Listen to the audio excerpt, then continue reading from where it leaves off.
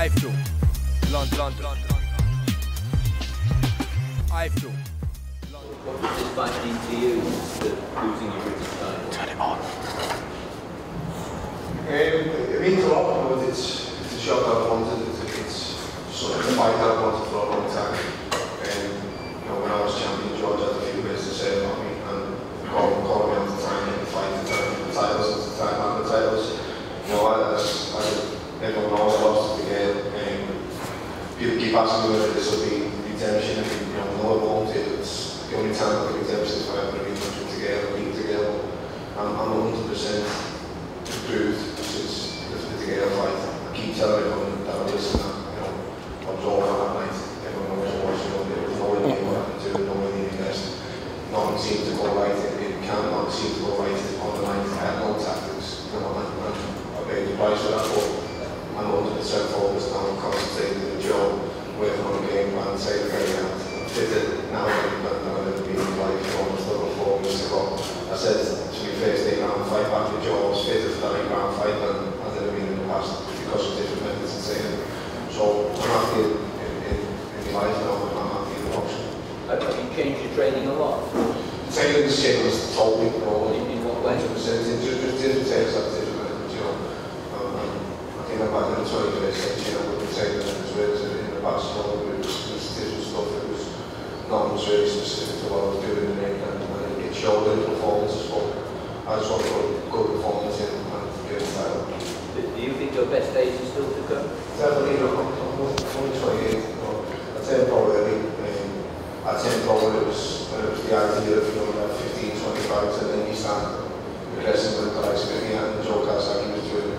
Nowadays, you know, kids being successful at the young age, and you need to produce results nice and early in the career, and like my brother, like George, like James Gale, like all the other top kids, Frankie Gamma, etc. They're doing that. You know, I've got plenty of money on the hopefully with that. Do you think George has come to where he is too soon? No, not really. As I said, you know, in the last point, it's expected now of lads George's age, James Gale's age, Stephen's age, brother. You know, it's that way. The game, you know, the game's changed in the past like 8-9 years, and that's the way it is now. Paul, you said you had no tactics going into the Gale fight. You must have had some sort of game plan, so what went wrong?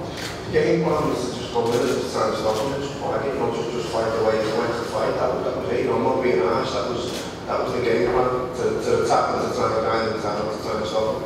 You know, the first thing you notice about the fight like James Gale when you get in the ring is how awkward he is.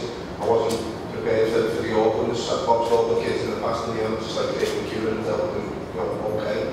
But it was a totally different school of fish when you get in there prepared. Prepared has been a different story, you know, but I wasn't prepared, and it's all ifs and buts. You know, I'll never know. I've just got to draw a line with it, which I have firmly, and move on to my career.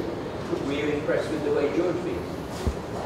Not really, no. You know, it was, if anyone's going to be James together and to come back the openness, who better than a kid who started losing around and the bottom of the answers. That's the way I looked at it. It was a close fight on the night. I watched it big side. I haven't watched it back yet. I will, obviously, to study this fight. On the night, I had James shaking, but a lot of other people that I know and that I trust have been that George winning, and I'll watch it. I'll probably score the difference on the tape as you always do.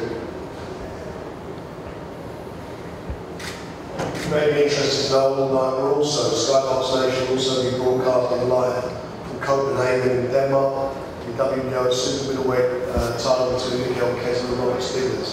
So, with what we've got going on with our super middleweights and what we're doing with the Sauer promotions, it doesn't take a lot of working out down the road. You can see some a world title fight involving one of these guys, and so there's got a lot to go for.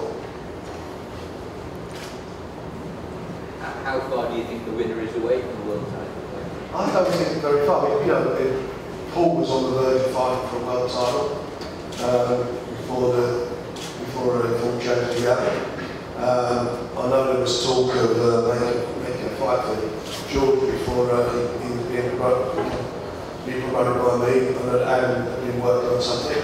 But the fact of the matter is, it's not far for any of them. They're all going to be at a fairly good pace, but it's going to be the best one who gets the opportunity. So that's all for you now.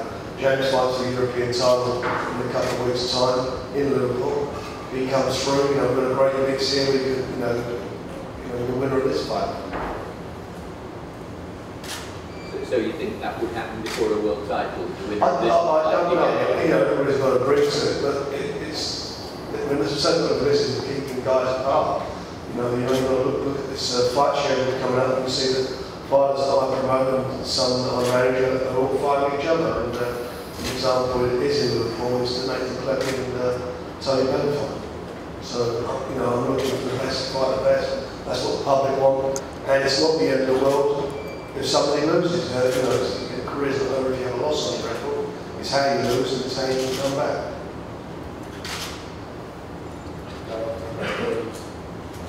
George, have you done any stand-up recently?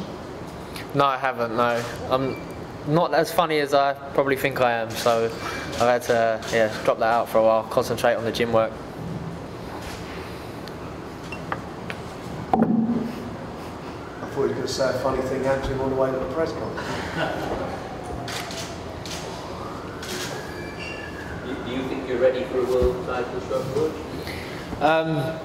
I don't know really. You know, when as I say, when I get to world title level, I want to be able to beat everyone in the world. But stuff like that's easier said than done. You know, boxing isn't as straightforward as you sometimes hope. You have to take the fights that are there, that match the right things to do at the time. So if a world title came along and it was the right move, then I'd definitely grab it with open arms, because that's where I want to be. I want to be a world champion. I want to, you know, that's where I want to get to. Do you see the European as the route you take to get there, though? Build on the experience? Yeah, well, if James DeGale wins his next fight, then that would mean I box James DeGale again. I've already beaten him, and if it's a fight that has to happen, then it will happen. But on this spin side of that, I've beat him already. I don't really want to just be one-dimensional and just beat southpaws.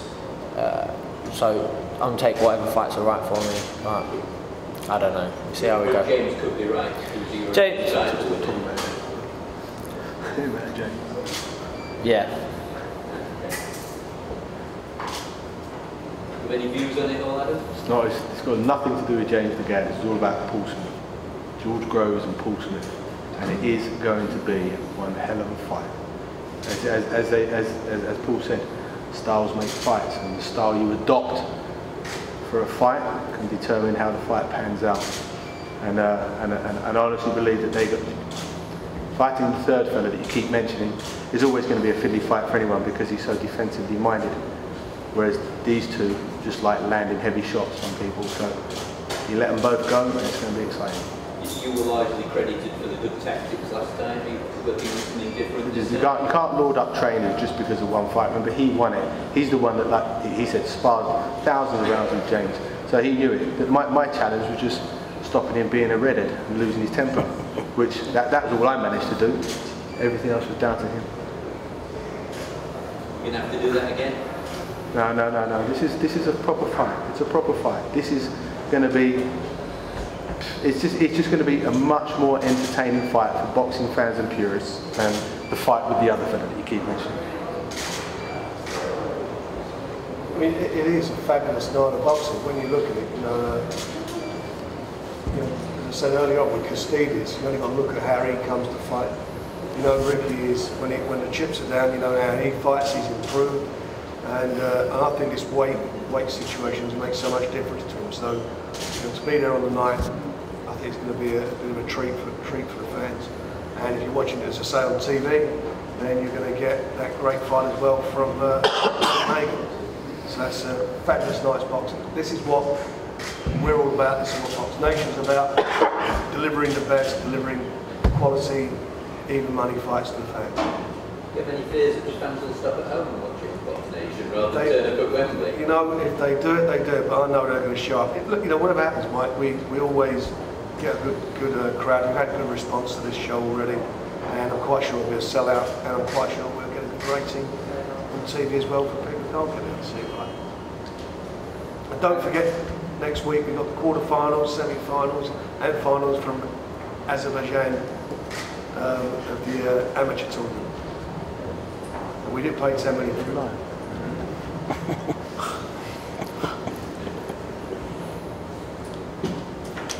Are there any more questions? All done? Thanks very much for joining us. Thanks, fellas. Thank you. Ladies. iFILM. London.